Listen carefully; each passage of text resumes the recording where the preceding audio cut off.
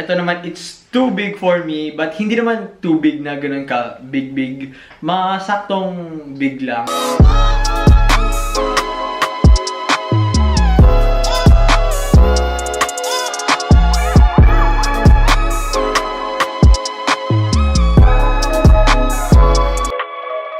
Hey dudes, what is going on? It's me, ThatGuySimon. In this video, gagawin ko na yung styling cheap clothes featuring Shopee. Okay, so before I feature yung mga clothes that I bought from Shopee, kwento muna tayo, like a short kwento lang, madali lang. Ako talaga, hindi talaga ako nag-order sa Shopee. Yung first purchase ko ata sa Shopee was October 2020. I mean, kasi parang wala talaga akong tiwala sa Shopee. I mean, for around 500 pesos, may pants ka na, and for as cheap as 200, may shirt ka na.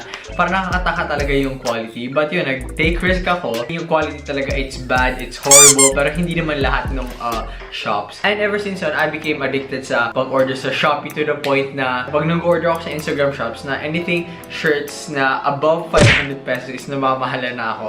Yes, kuripot, I know. At saka lahat pala na mapapakita ko ditong Shopee purchases will be linked down below in the description. Okay, so let's get started.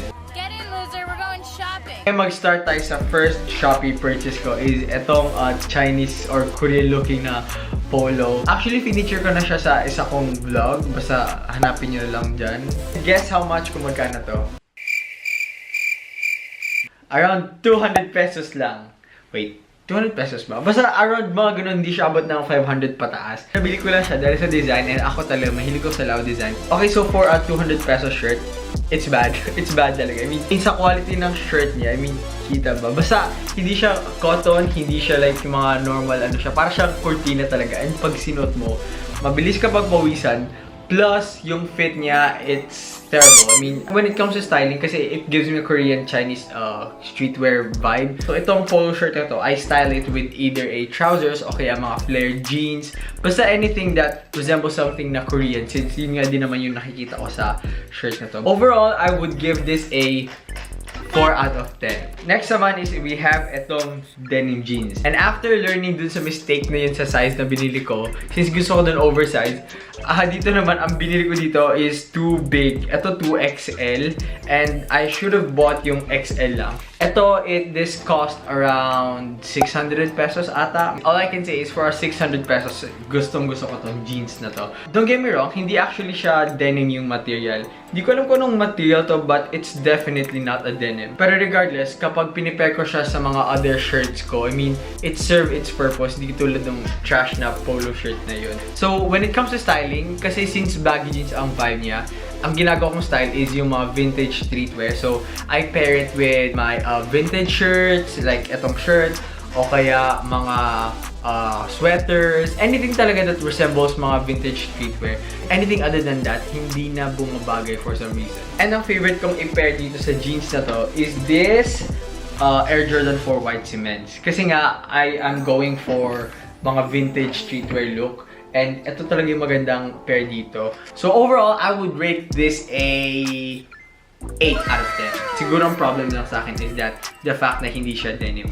At saka guys, note din pala ng lahat ng pinapakita ko dito are all priced under 1,000 pesos. More or less, ang mga price niya under 700. Okay, so next we have is itong nylon shirt. It may look like a silk na material, but it's not. Somewhere between nylon and silk. Di ko alam kung natawag, nylon silk.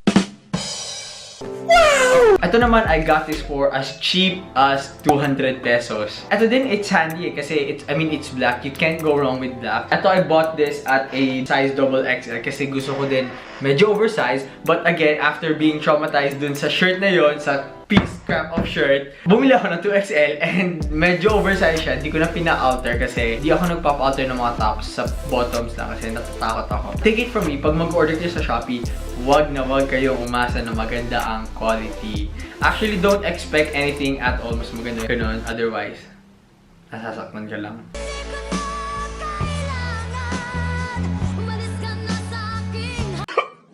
Ito naman, when it comes to styling, it somewhat gives me a parang Korean na look or something more formal, something more outstanding na tingnan na somewhere you can shine kapag pupunta ka sa labas. Ito naman, I use this often but not as often na parati kong ginagamit pag lumalabas. But yeah, it serves its purpose. I mean, na-meet niya expectations ko for a price of 200 pesos.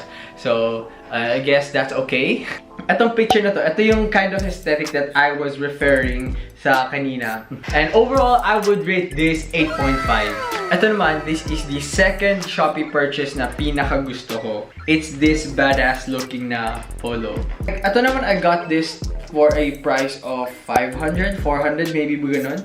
Kasi ito kasi binili ko kasi it's on sale. At saka, the fact na may huge print dito na and kapag lumabas ka and sobrang eye-catching niya, binili ko siya. So, yeah. Ito, I bought this at a size XL. And again, paulit-ulit, I got the wrong size again. Ito naman, it's too big for me. But hindi naman too big na ganun ka big. Masaktong big lang. Ito naman, isa ko to not with some skinny jeans or some cargos, okay, some twill pants, anything that not resembles mga streetwear na clothing piece. Take it from me guys, mag-order kayo dito sa shop na to, buy kayo ng true to size nyo. Overall, I would give this a 9 out of 10 just because of the design. Ito talaga i-recommend ko kayo mag-buy kasi it's not something that you would see every day outside kapag pumupunta kayo ng mall o kaya hang out with friends. I mean, you'll definitely stand out sa public, sa friends, any gatherings, and baka ma-compliment ka pa. So if ever man ma-compliment kayo, thank you na lang kayo sa akin. Ito naman, this is my most recent Shopee purchase. It's this gray sweatpants. Ito nabili ko for around 200 ata, 300, ganun ka-cheap. And again, it's 300, so don't expect. I mean, it's literally a sweatpants sa may garter. And actually, sa baba nito, hindi ganun ka-cuff. Kasi ang alam ko, ang purpose nitong pants na to, it's somewhere between a wide leg na sweatpants tsaka at the same time yung mga jogger na sweatpants. Balik ko sa material, it's purely shit. Hindi ko na mapapansin nyo sa camera na ganun ka crappy tong material na to. When it comes to styling naman, it's very handy. I mean, na-prepare ko din siya with my vintage shirts, with my polos, with my sweaters. More or less, ginagawa ko siya parang loungewear na outfits. Kasi I am trying to transition din sa mga loungewear na outfits na which is very comfortable at saka re-recommend ko sa inyo na try nyo na loungewear outfits kasi it's very comfortable talaga. Overall, I would rate this a 7. And lastly, my favorite Shopee purchase of all time for a price of 400 pesos. It's this pleated casual pants. Ito naman, I bought this at a size XL and siguro dapat bumili ako ng large. But still, super handy pa din siya kasi nga, again, uso din naman yung mga wide leg pants, yung mga maluluwag na pants. And actually, ito hindi ko in-expect na ganun siya ka-good kasi ito for a price of 400 pesos. Nag-expect ako na somewhat crappy din yung whole thing, yung design, yung material. When it comes to styling, ito talaga, it's very versatile for me kasi nagagamit ko siya sa mga vintage streetwear, Chinese or Korean style, some vintage, purely vintage, some loungewear, some soft boy outfits, you name it, lahat talaga na babagi ko dito sa pants na to. Ito talaga, please guys, magpabudol kayo sa akin. Bilhin nyo tong pants na to kasi I promise you, hindi kayo magre-regret. Overall, I would rate this 11 out of 10 kasi nga, Okay, move on na tayo sa accessories part. Ito lahat na nakikita nyo dito sa whole thing na to. Lahat to galing sa Shopee. Except itong beads na may smiley face. Pati itong actually na accessory holder. Lahat yan galing Shopee. Rings, bracelet, necklace. Dito papakita ko lang dito yung favorite necklace ko para hindi ko masyado ma-overwhelm. First we have is itong pearl necklace. Actually ito yung favorite ko sa lahat na mabili ko. I got this for a price of 600 pesos and all I can say is nagagamit ko siya sa different kinds of aesthetic din that I have ngayon sa wardrobe ko. I mean, look, diba? Actually, this pearl necklace should be the next big thing in 2021. I mean, times are changing. Toxic masculinity. Okay, next necklace that I recommend you to buy is this, itong padlock na some e-boy. Hindi ko lang kung tawag dito. It's actually a 2-in-1 necklace and for a price of 70 ata, ganun. Super handy na siya. Kasi you can use this inner necklace on its own. I mean, tago mo lang yung sa padlock and then boom, you have your necklace na. O kaya, tago mo yung sa inner necklace and then use mo yung sa may padlock. Then boom. Pat ako talaga gusto ko ma-serve yung purpose itong whole necklace na to. So kapag sinusot ko siya, yung buo. Next naman is we have itong Murakami na necklace. Ito, I got this for 60 pesos, alam ko. Ito naman, very handy din to kasi, I mean, it's very minimal. I mean, ito kasi yung everyday necklace ko. So, I think that's it. That explains about the functionality nitong necklace na to when it comes sa aesthetic.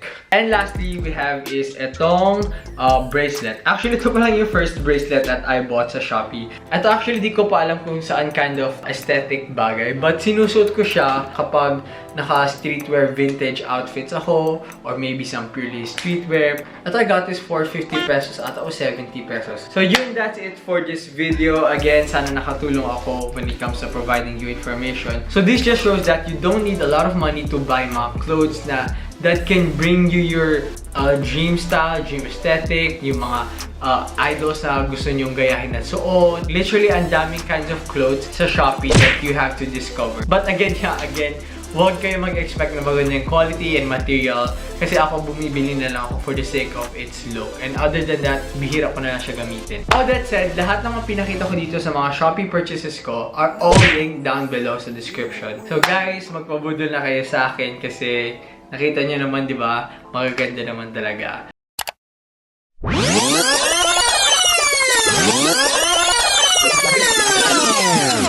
It's purely shit. Okay, I'm going to end the vlog here. I'll try to post more consistently on YouTube at saka sa TikTok na din. And by the way, go follow my TikTok. That's it for this video. I'll see you on the next one. Peace.